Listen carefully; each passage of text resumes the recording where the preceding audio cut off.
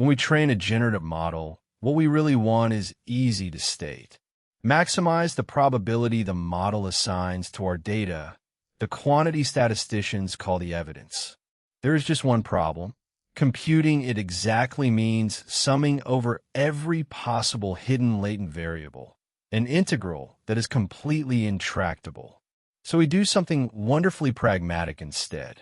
We optimize a quantity we can actually compute, one that sits just underneath the evidence and quietly drags it upward.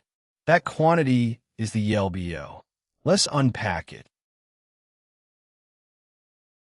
First, let's see the swap the Elbo lets us make. Maximizing the exact data likelihood is the goal we simply cannot reach. To compute how probable the data is under the model, you must integrate over all possible latent variables, every hidden code that could have produced each point. For anything interesting, that sum has no closed form and far too many terms, so the very quantity we most want ends up off the table. The Elbo sidesteps that wall entirely. Rather than the intractable evidence, we build a lower bound, a quantity guaranteed to sit at or below the true likelihood that we can write down and optimize directly. Push this bound higher and the real likelihood gets dragged up along with it. So we improve the thing we care about by maximizing a stand-in we can actually handle. So what is inside this bound? It has a beautiful two-term shape. Follow it through. Start with the whole idea. The Elbo is a single expression that lower bounds the intractable evidence, and its gap from the true likelihood is itself a measure of how good our approximation is. Maximize the bound, and you are quietly doing two useful jobs at once. The first term rewards reconstruction. It asks how well the decoder rebuilds the original input from the latent code the encoder produced. Push this term up, and the model learns to preserve the information that actually matters, so what comes out closely matches what went in.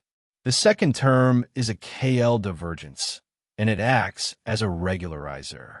It measures how far the encoder's latent distribution has drifted from a simple prior, usually a standard Gaussian.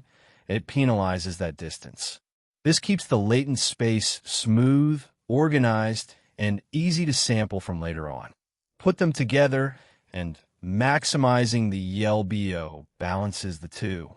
Reconstruct faithfully, but do not let the latent space sprawl away from that clean prior. And because the bound tracks the evidence, every step that lifts the Elbo also lifts the true likelihood we could never compute directly. Strip it down, and three ideas define the Elbo. It is a tractable lower bound on the evidence. The exact likelihood is intractable, so we optimize a quantity we can compute that always sits beneath it, and lifting the bound lifts the real thing right along with it. It balances a pair of competing terms. Reconstruction pulls the model toward rebuilding the input faithfully, while the KL term pulls the latent distribution toward a simple prior, and the sweet spot between them is exactly what training seeks out. It is the objective at the heart of every VA. Those two terms explain the model's signature behavior. Samples that are smooth and organized but often a touch blurry, and tuning their balance, as in beta V, trade sharper reconstructions against a more disentangled latent space. All right, let's lock in the essentials. The Elbo, or evidence lower bound, is the objective that variational autoencoders and much of variational inference maximize in place of the intractable data likelihood. Because computing the exact evidence means integrating over all latent variables, we optimize a bound that sits underneath it, and raising the bound raises the true likelihood. The bound has two terms. Reconstruction rewards rebuilding the input accurately, and a KL divergence keeps the encoder's latent distribution close to a simple prior, which keeps the space smooth. Balancing those terms is what gives a V its character, and tuning the balance trades reconstruction sharpness against a cleaner latent space. If turning intimidating math into plain intuition is your thing, that is precisely what we do at Standarity.com. See you there.